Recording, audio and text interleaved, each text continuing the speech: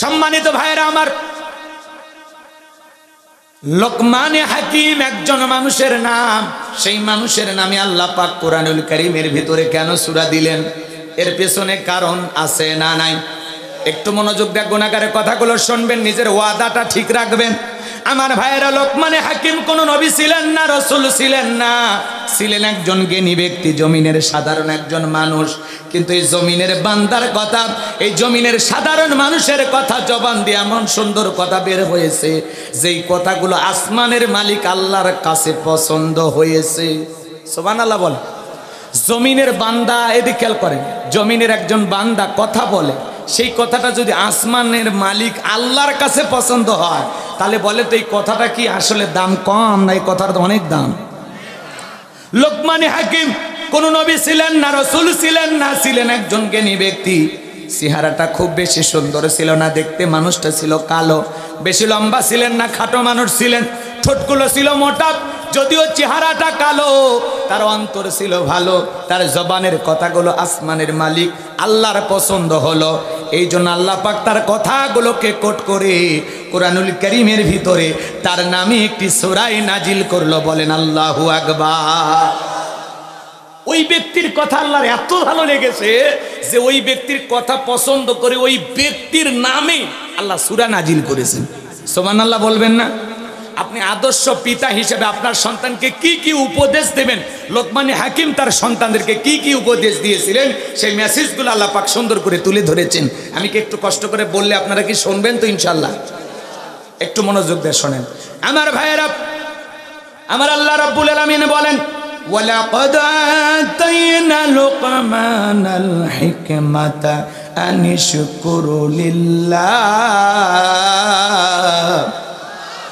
ومن يشكر فإنما يشكر لنفسه ومن كفر فإن الله غني حميد। আমার আল্লাহ রাব্বুল আলামিন বলেন, আমি লোকমানে হাকিমকে হিকমত দিয়েছিলাম, জ্ঞান দিয়েছিলাম এবং বলেছিলাম, লোকমান তুমি আমার শুকরিয়া আদায় করো। লোকমানে হাকিম ছিল একজন রাখাল কৃতদাস, মানুষের বাড়িতে ছাগল চরানোর কাজ করতেন।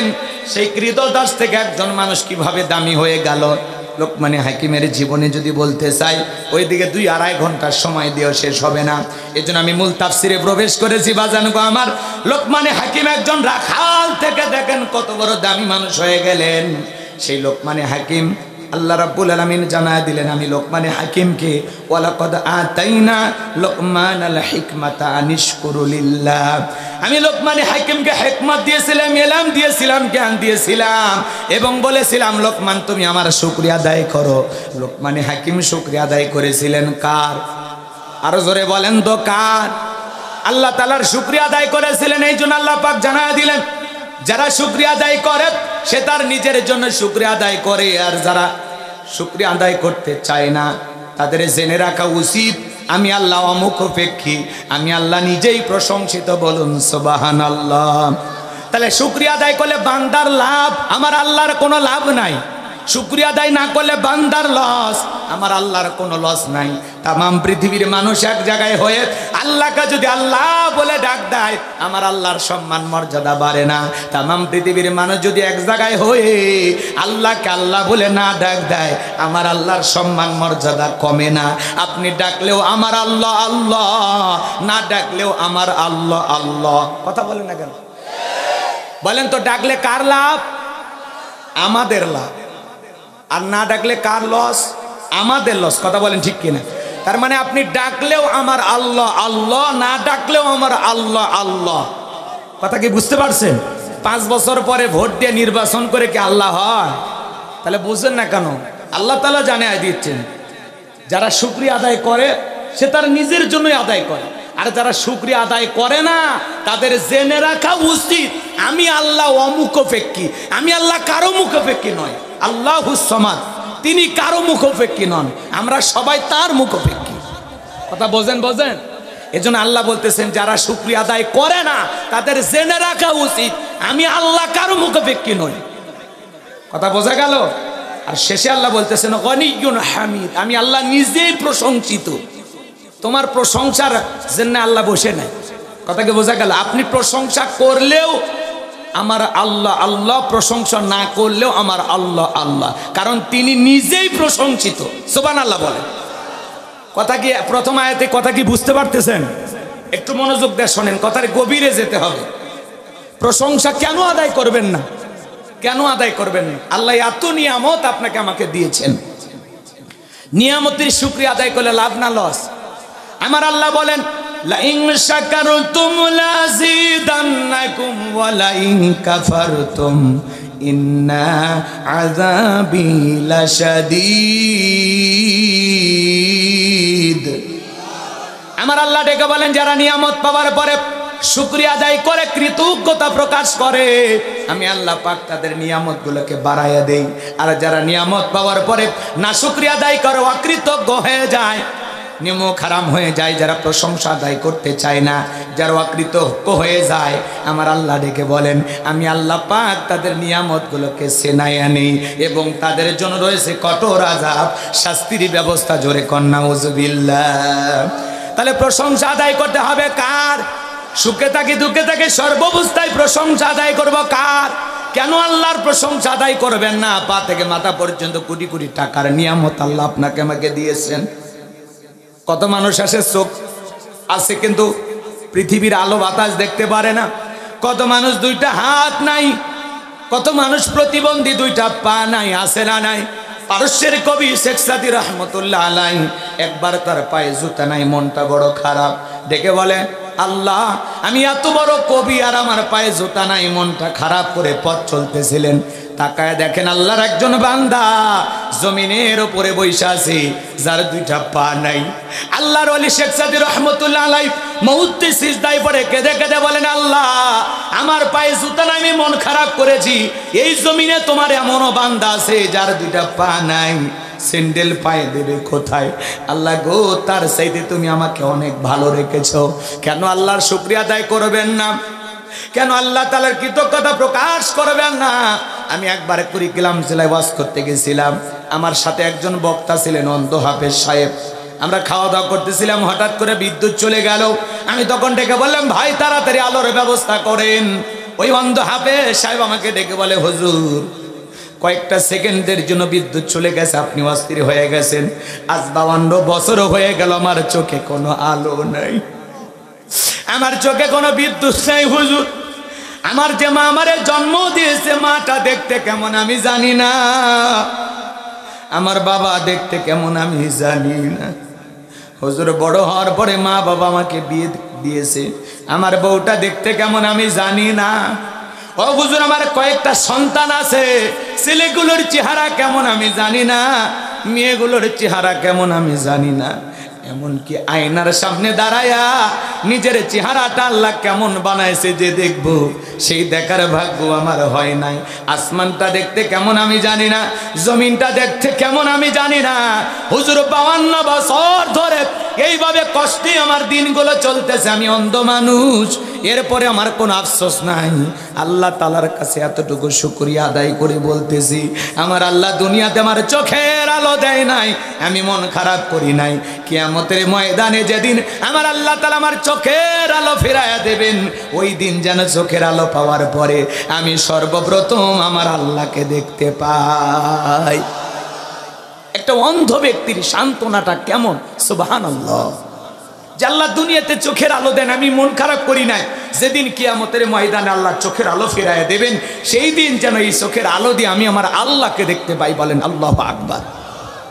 আরে ভাই কত মানুষ রেল স্টেশনে শুয়ে আছে, মাথার তলে বালিশ নাই, শরীরের নিচে কোনো খাট নাই, আর আপনার একটা ভাঙ্গা সাঙ্গা জেঙ্গাই হোক একটা বাড়ি আছে আলহামদুলিল্লাহ, ঘুমানোর একটা খাট আছে, বিছানা আছে আলহামদুলিল্লাহ, আপনি ছোটখাটো ব্যবসায়ী আলহামদুলিল্লাহ, যেভাবে হোক রিক্সা চালক ভ্যান চালক আপনি আলহামদুলিল্লাহ, মাঠে কাজ করেন আলহামদুলিল্লাহ, এই যে আপনি মালয়েশিয়া প্রবাসী, সৌদি আরব প্রবাসী আলহামদুলিল্লাহ, এই বিদেশে যাওয়ার কত মানুষ স্বপ্ন দেখে, কথা বলেন ঠিক কিনা?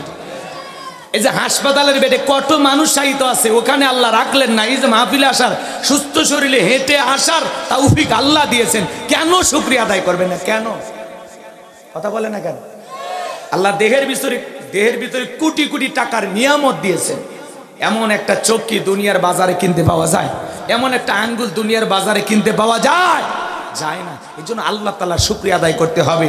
সুখে থাকি দুঃখে থাকি সর্ব অবস্থায় আল্লাহ তাআলা আমাকে আপনাকে এদিক খেয়াল করেন, এত সুন্দর করে বানাইছেন। লাকাদ খলাকনাল ইনসানা ফি আহসানি তাকওয়িম, সুন্দর আকৃতি দিয়া সুন্দর গঠন দিয়া যে আল্লাহ তাআলা সৃষ্টি করেছেন, সে আল্লাহ তাআলার শুকরিয়া আদায় করব তো ইনশাআল্লাহ। যে অবস্থায় থাকি, খেয়ে থাকি না খেয়ে থাকি, সুখে থাকি দুঃখে থাকি, হাসপাতালের বেডে থাকি আর বাড়িতে থাকি, যেখানেই থাকি, জবান দিয়ে বের হবে কি আলহামদুলিল্লাহ। বলেন কি বলবেন? ভাই আপনারা সবাই কেমন আছেন? আলহামদুলিল্লাহ।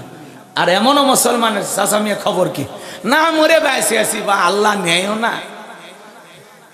জীবন আর ভাল লাগে না। এটা একটা কথা, কথা বলেন, এটা কথা। মুসলমান এরকম কথা বলতে পারে? আপনি বলেন আলহামদুলিল্লাহ, আল্লাহ ভালো রেখেছেন। আপনার মতো বৃদ্ধ মানুষ এত ভালো আছেন, চলতে পারেন, খাইতে পারেন, উঠতে পারেন, তারপরে বলে না মরে বেঁচে আছি। কথা বলেন। অনেক যুবককে যখন বলা হয় দোস্ত কেমন আছে, আসি কোনো মতো, গরিবের জীবন, এটা কথা রে ভাই। আপনি কি বলবেন? যে অবস্থায় থেকে জীবনের যে পরিবেশ পরিস্থিতিতে থাকেন না কেন, সুখে থাকি দুঃখে থাকি, সর্বাবস্থায় জবান দিয়ে প্রশংসা হবে কার? চিৎকারে মেরে বলুন আলহামদুলিল্লাহ। আমার ভাইরা লম্বা হবে, একটা করে আয়াত বুঝাইতে গেলে 2 ঘন্টা পার হয়ে যাবে, এত বোঝানোর সময় নাই। এ বাজান গো আমার, জন্মের সময় মায়ের পেট থেকে দলিল নিয়ে আসছিলাম, টাকার বান্ডি নিয়ে আসছিলাম। আজকে আপনি লক্ষ লক্ষ টাকার মালিক কে দিয়েছেন? আপনি জমির মালিক কে দিয়েছেন? আপনি সাতালের মালিক কে বানিয়েছেন? আপনি একটা মিল ইন্ডাস্ট্রি ফ্যাক্টরির মালিক কে বানাইছেন? আল্লাহর প্রশংসা আছে না? একে ল্যাংটা হয়ে দুনিয়াতে আসছিল, ল্যাংটা হয়ে। আজ কোটি কোটি টাকার মালিক, তোমার হাজার হাজার কর্মচারী তোমার সালাম দে, স্যার আসসালামু আলাইকুম। এত ভালো অবস্থানে আছো, তাও জবান দিয়া আল্লাহর প্রশংসা আসে না? ইন্নাল ইনসানা লিরাব্বিহি লাকানুদ। আল্লাহ বলেন মানুষ বড় অকৃতজ্ঞ। মানুষ বড় কি? আল্লাহ এত ভালো রাখছে, আপনি চেয়ারম্যান, আপনি শুকরিয়া আদায় কেন করবেন না? কত মানুষ মার্কা নিয়ে দাঁড়াইতে দাঁড়াইতে কবরে যায়, তাও পাস করে। আল্লাহ আপনারে চেয়ারম্যান বানাইছে, আলহামদুলিল্লাহ কন। আল্লাহ আপনারে মেম্বার বানাইছে, আলহামদুলিল্লাহ কন। আপনার জবান দিয়ে শুকরিয়া আসে না, প্রশংসা আসে না? ভাই আগামীকাল কি দেখা হবে? কি বলবেন? ইনশাআল্লাহ। মুসলমান কি বলবে? জবান দিয়ে ইনশাআল্লাহ আসে না।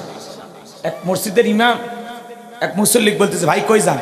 তাই গরু কিনতে হাটে যায়। তখন বলতেছে, বলেন ইনশাআল্লাহ হাটে যায়। দর হুজুর, যেখানে সেখানে আপনার খালি আঙ্গুল ঢুকান। হাটে আছে গরু, পকেটে আছে টাকাটা, মাঝখানে ইনশাআল্লাহ কেন? হুজুরের ওপর সেই গরম। যায়া হাটে গরু কিনা, মানে গরু কেনার জন্য মোটামুটি গরু পছন্দ হয়ে গেছে, এবার পকেটে হাত দেয়, পকেট খালি লম্বা হয়। লম্বা হলে লক্ষণ ভালো না খারাপ? এইবার লম্বা হয় মানে বুঝতে পারতেছেন, বেলেট দিয়ে সময় মতো পকেট বার কাম সারছে, পকেটে আর কোনো টাকা নাই, এদিক ওদিক হাতায় কোনো জায়গায় আর টাকা নাই। পরে জোহরের নামাজের সময় হুজুরের সাথে দেখা হয়েছে, এইবার আসরের সময় আবার হুজুরের সাথে দেখা, বলতে ভাই গরু কই? কয় ইনশাল্লাহ টাকা চুরি হয়েছে, ইনশাল্লাহ গরু কেনা হয় নাই, ইনশাল্লাহ বাড়িতে যাচ্ছে। তো ইনশাল্লাহ বললোই চালান পাতি হারানের পরে, কথা বলেন ঠিক কিনা? এই জন্য আপনি আমিও আল্লাহর শুকরিয়া আদায় করি। যখন একটু বিপদ আসে, একটু রোগ শোক দেয় আল্লাহ, যখন একটু মুসিবত আসে, আলহামদুলিল্লাহ হুজুর, আল্লাহ আল্লাহ যে নিঃশ্বাস নেওয়াচ্ছে হুজুর আলহামদুলিল্লাহ। আর যখন একটু চামড়া টাইট থাকে, ফিট থাকে, তখন ওরে ধরে কি মনে করেন ওই ভার্সন 3 মোটরসাইকেলের মতো দৌড়েছে, আছে না? না, এই জন্য জবান দিয়ে সুখে থাকি দুঃখে থাকি সর্বাবস্থায় প্রশংসা হবে কার? নিজের অবস্থানে থেকে প্রশংসা হবে কার? আল্লাহ যেই হালতে রেখেছেন, যে অবস্থানে রেখেছেন, যতটুকু সম্মান ইজ্জত, যতটুকু টাকা পয়সা দিয়েছেন, যতটুকু সম্পদের মালিক বানাইছেন, আলহামদুলিল্লাহ। এই প্রশংসা করেন, আল্লাহ আরো বাড়াবে, আল্লাহ আরো বাড়াবে, আল্লাহ আরো মর্যাদা বাড়াবে। চেয়ারম্যান ভাই আমার মন খারাপ যেন করিয়েন না, এটা আমি উদাহরণ দিয়ে কথা বুঝাচ্ছি। আপনি যে ওই চেয়ারম্যান এরকম না, এটা মানে এমনি কথার কথা, মানে প্রত্যেকটা মাহফিলেই বলি চেয়ারম্যানের কথা। আবার বলেন না যে আজকে চেয়ারম্যান থেকে বলতেছে, এরকম ভাববেন না। আল্লাহ আমাদের বুঝ দান করুন, জোরে বলেন আমিন। এইবার চলেন, আমার আল্লাহ পাক জানায়া দিলেন সুন্দর করে, আমার আল্লাহ পাক বলেন এইবার লোকমানে হাকিম আল্লাহ রাব্বুল আলামিন বলেন, وإذ قال لقمان لابنه وهو يعظه يا بني لا تشرك بالله إن الشرك لظلم عظيم লোকমানে হাকিম শুধু মাঠে ময়দানে ওয়াজ নসিহত করতেন এমনটা নয়। লোকমানে হাকিম তার কলিজার টুকরা সন্তানকে একত্রিত করে ওয়াজ করতেছেন। আমার আল্লাহ তাআলা সেই কথা জানায় দিলেন। স্মরণ করো লোকমানে হাকিমের কথা। ওয়াইদ ক্বালা লুকমানু লিবনিহি ওয়া হুয়া ইয়াইযুহু ইয়া বুনাইয়া লা তুশরিক বিল্লাহ। স্মরণ করো লোকমানে হাকিমের কথা, যখন লোকমানে হাকিম তার কলিজার টুকরা সন্তানদেরকে একত্রিত করে বলতেছেন ইয়া বুনাইয়া, হে আমার বৎস, হে আমার কলিজার টুকরা সন্তান, হে আমার হৃদয়ের স্পন্দন। সন্তানকে কিভাবে ডাকতে হবে আল্লাহর কোরআন আপনাকে শিখাচ্ছে, বলুন সুবহানাল্লাহ। সন্তানকে আদর করে ডাকতে হবে, হে আমার কলিজার টুকরা সন্তান, হে আমার হৃদয়ের স্পন্দন, হে আমার আব্বা চান, হে আমার নয়নের পুতুনি। কথা বলেন ঠিক কিনা? আজকে সন্তানের সাথে এদিক খেয়াল করেন। বাবা হিসাবে আমি যদি কথাগুলো বলতে চাই অনেক সময় লাগবে। আপনাকে যদি প্রশ্ন করা হয় আপনার সন্তান আপনার কাছে কয়টা হক পায়, আপনি বলতে পারবেন? বলেন তো কয়টা হক পায়? বলেন। 12টি। জোরে বলেন কয়টি? এই 12টি হক নিয়ে যদি আমি আলোচনা করি কমপক্ষে হলেও 3 ঘন্টা ওয়াজ করা লাগবে ওই দিকেই। তো অত বলার তো সময় নাই। যে বিষয় ধরেছে সেই বিষয় নিয়ে আলোচনা করি। কষ্ট হচ্ছে আপনাদের? এগুলো বলতে গেলে একই মাহফিলে একই বক্তা 4-5 দিন ওয়াজ করা লাগবে, তাহলে এত বিস্তারিত শুনতে পারবেন। কোরআনের পাখির ওয়াজ মানুষ এত পছন্দ কেন করে? কারণ এক মাটি 4 দিন 5 দিন ওয়াজ করতো একই বিষয় নিয়ে, এজন্য বিস্তারিত বলার সুযোগ পাইতো। আমরা তো এত চান্স পাই না। কথা বলছেন? তারপরে পাইলেও কি ওনার মতো কিয়ামত পর্যন্ত হওয়া যাবে? উনি ওনার জায়গায়। কথা বলেন ঠিক কিনা? কথা কি বুঝছেন নাকি? হ্যাঁ, এই জন্য ধারাবাহিক তাফসির হওয়া দরকার, ধারাবাহিক এবং বিষয়ভিত্তিক আলোচনা হওয়া দরকার, তাহলে মানুষ কিছু নিয়ে যেতে পারবে। কথা কোন ঠিক কিনা? 2-1টি কথা বলে শোনেন। সন্তান জন্মগ্রহণ করার সাথে সাথে তার কানে আজান দিতে হবে। কথা বলেন ঠিক কিনা? মুসলমান আজান দেওয়া দরকার আছে না নাই? কিন্তু সন্তান জন্মগ্রহণ করার সাথে সাথে সন্তানের চাচা ওই সেজারের রুমে প্রবেশ করে আগে বাচ্চার ছবি তুলে ফেসবুকে দিয়ে বলে অবশেষে চাচা হইলাম। কথা কয় না? কথা কয় না? এরপরে ছেলের মামা হাসপাতালের বেডে যায় ওই পিচ্চি বাচ্চার ছবি তুইলা ফেসবুকে আপলোড করে কয় জীবনে প্রথম মামা হলাম। কথা কন নাকি আপনারা? আছে না নাই? এমনকি ওই ছেলে যে এদিক খেয়াল করেন, যে বিয়ে করছে, যার বইয়ের বাচ্চা হয়েছে, ওরও যদি ফেসবুকের আইডি থাকে ও পোস্ট করে বলে অনেক কষ্টের পরে বাবা হইলাম। আছে না নাই? আজান দেওয়ার কথা কারো মনে নাই? ছোট্ট শিশু বাচ্চাকে না খালি সেলফি। যে মহিলা বাচ্চা জন্ম দিছে এরও যদি ফেসবুক আইডি থাকে ও ওই অবস্থায় ছবি তুলে বলে মা হওয়ার স্বাদ পাইলাম। এই হলো বর্তমান জামানার হালচাল। মানে বাচ্চা একটা হইলেই ওই বাচ্চা যদি কথা বলা পারতো ও বলতো এই এত সেলফি তোরা তুলিস। কথা কন না কেন? মানে বাচ্চা এখন জন্ম হলেই ফেসবুক আইডিতে সেলফি। কথা কি মিথ্যা নাকি? এ যুবক, ফেলসি মানে সেলফি না তুইলে একটু আজানটা দে ভাই, আগে আজানটা দে। কথা কন ঠিক কি না?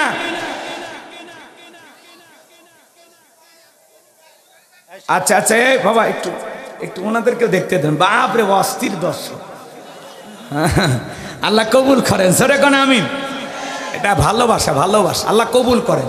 সম্মানিত ভাইয়েরা আমার, তাহলে বাচ্চা জন্মগ্রহণ করার সাথে সাথে কানের মধ্যে আজান দেবেন। এরপরে সুন্দর একটি নাম রাখার দরকার আছে না নাই? নাম রাখে বল্টু, নাট, স্ক্রু, পিস্তল, কামাল, বুলেট। আছে না নাই? এমন নাম বাপরে বাপ যে নাম শুনে শয়তান পর্যন্ত হাসে। আছে না নাই? হাসি খুশি, মায়া, জয়া।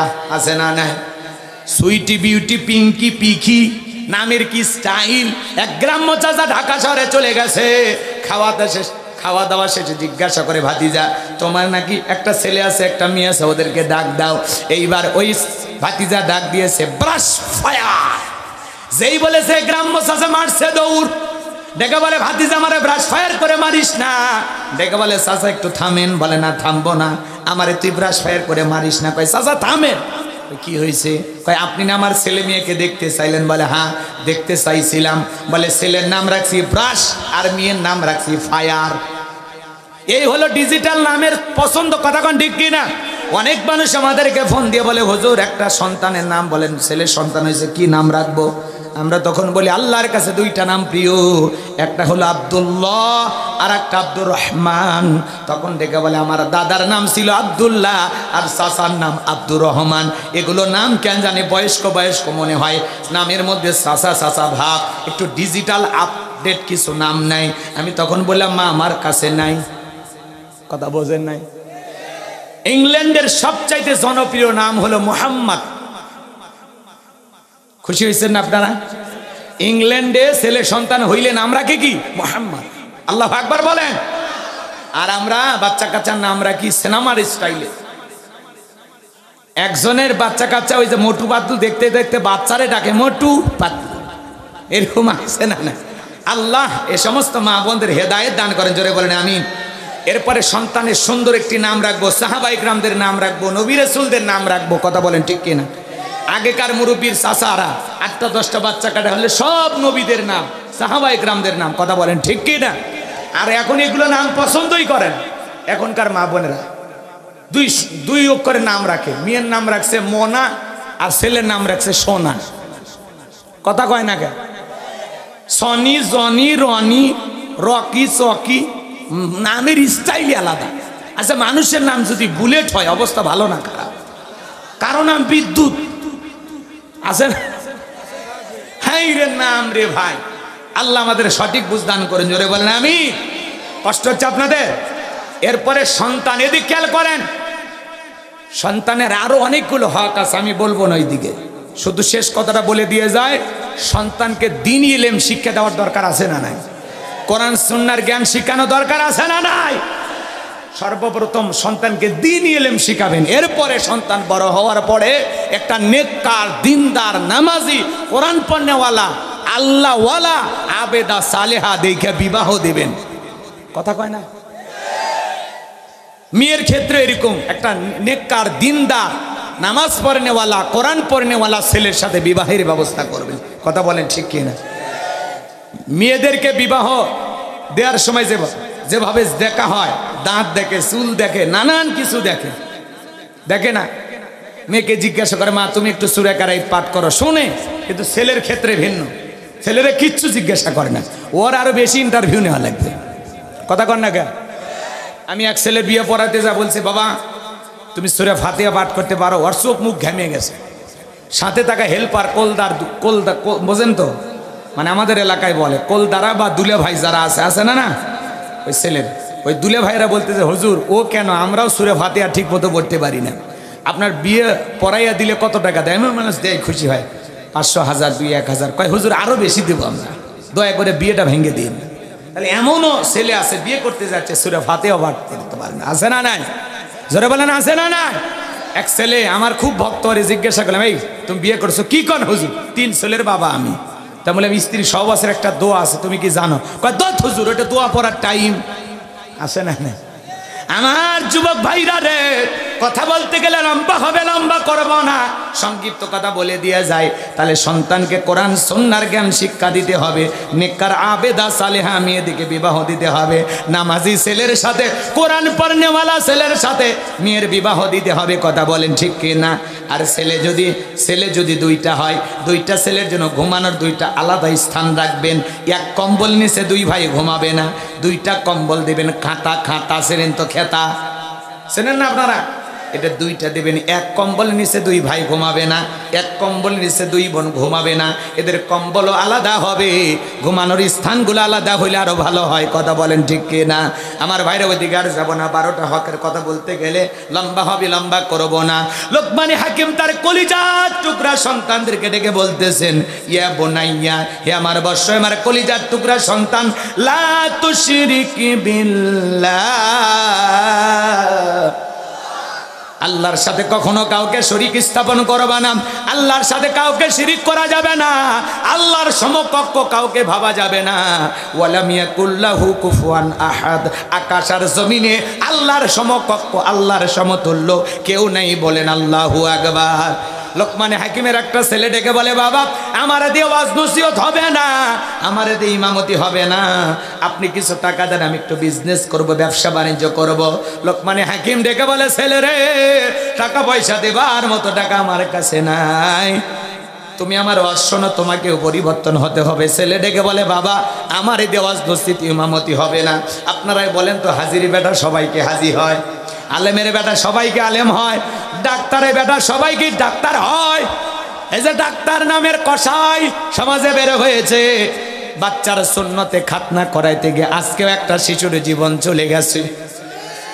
মাটা কপালে থাবড়ায় আর কাঁদে, আর ডেকে বলে, এমন ঘটনা দুনিয়ার আর কোনো মায়ের যেন না হয়। আমার 10 বছরের কলিজার টুকরা সন্তান মতিঝিল আইডিয়াল স্কুলে পড়তো, 4র্থ শ্রেণীর ছাত্র। বাবা মা শখ করে হাসপাতালে নিয়ে গেছে যাতে সন্তানের ব্যথাটা কম হয়, কিন্তু হাসপাতালে ডাক্তার এমনভাবে সুন্নতে খাতনা করেছে, ছেলেটার জ্ঞান আর ফেরে নাই।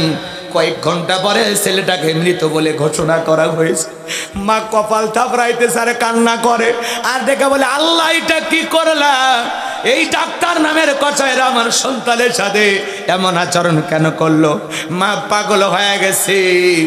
মা জানি নারী সেরা ধনটা কত দামি, কথা কন ঠিক কিনা? বাবা কান্নাকাটি করে। এই যে কয়েকদিন আগে আইমান নামের একটা ছেলে সুন্নতে খাতনা করতে গিয়ে মারা গেল, আবার আর একটা ছেলে আজকে মারা গেছে। এই যে দেখেন, আগে যে গ্রাম অঞ্চলের যে সমস্ত বাবাজিরা সুন্নতে খাতনা করায় দিত, এরাই হলো ভালো। গল্প করতে করতে আস্তে করে মাথা কোনা কাটে দেয়, টেরি পাওয়া যায় না, পিঁপড়ে কামড়ের মতো বোঝা যায়। যে কাঁদতে চায় ওরা আবার বলে, কাঁদিস না কাঁদিস না, পুরোটা কেটে দেব। তখন আবার কান্দা বন্ধ করে, কথা কন হাসেন না, কথাই সত্য না মিথ্যা? ওরাই ভালো। এজন্য বেশি ভাব দেখায় হাসপাতালে নিয়ে যাবেন না। ওরাও বেশি মশান নিবার যায়, কুলেবার পারে না, বাচ্চাটা মারা যায়, কথা কন ঠিক কিনা? এই জন্য সুন্নতি খাতনা আগেকার যে সমস্ত মুরব্বী বাবাজিরা গ্রামে গ্রামে এসে করতো, এই পদ্ধতিটাই ভালো, কথা কন ঠিক কিনা? এখন বেশি আপডেট পদ্ধতিতে বাড়াইতে গিয়া সুন্নতি খাতনার মতো ছোট্টখাটো একটা অপারেশন করতে গিয়া একটা সন্তান হারাই যাচ্ছে, মা বাবার কোল খালি হয়ে যাচ্ছে, আর এই মা বাবাদেরকে সান্ত্বনা দেওয়ার মতো কেউ নাই। আবার হাসপাতাল কর্তৃপক্ষ বলে, ছেলের এই সমস্যা ও সমস্যা, ওজন বেশি, তাহলে অন্য কারণে মারা যাবে। তাই বলে ওই জায়গায় যা অপারেশন করতে গিয়ে কেন মারা গেল, কথা কন ঠিক কিনা? অবশ্যই চিকিৎসার কোনো ত্রুটির কারণে বাচ্চাটা মারা যেতে পারে। যাই হোক, সমাজে যে কোনো একটা ডাক্তারের দৃষ্টান্তমূলক বিচার হলে আগামীতে এগুলো সংশোধন হয়ে যাবে। আর প্রত্যেকটা অভিভাবককে এই বিষয়গুলো নিয়ে আরও বেশি সচেতন ভূমিকা পালন করা লাগবে, না হলে নারীসিরা ধনগুলো হারায়া এই মায়ের মতো পাগলি হয়ে কপাল থাপড়াবে, কথা বলেন ঠিক কি না? আমার ভাইরা চলেন সামনের দিকে যাই। যে কথা বলতে চাচ্ছিলাম, গভীর মনোযোগ দিয়ে শুনবেন। ডাক্তারের ছেলেও ডাকাত হয়, হাজিরি বেটাও পাজি হয়, আলেমের বেটাও জালেম হয়, কথা বলেন ঠিক কিনা? গভীর মনোযোগ দিয়ে শুনবেন যে কথা বলতে চাচ্ছিলাম। লোকমানে হাকিমের ছেলে যখন নাসর বান্দার মতো বলে, বাবা টাকা দেন, ব্যবসা করব।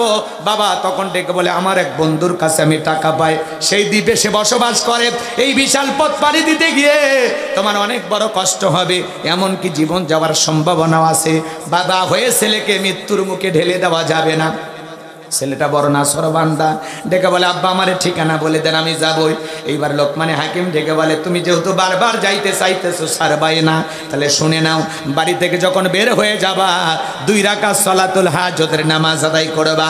এই হাজরের নামাজ আদায় করার পরে বাড়ি থেকে বের হয়ে যাওয়ার পর বিপদ আপদ মুসিবতে যখনই পড়বা, তখনই 2 রাকাত সালাতুল হাজতের নামাজ আদায় করবা। বাড়ি থেকে বের হয়ে যাওয়ার পর মরুভূমির পথ পাড়ি দিতে গিয়ে দেখবা ছোট্ট একটা জঙ্গল দেখা যায়।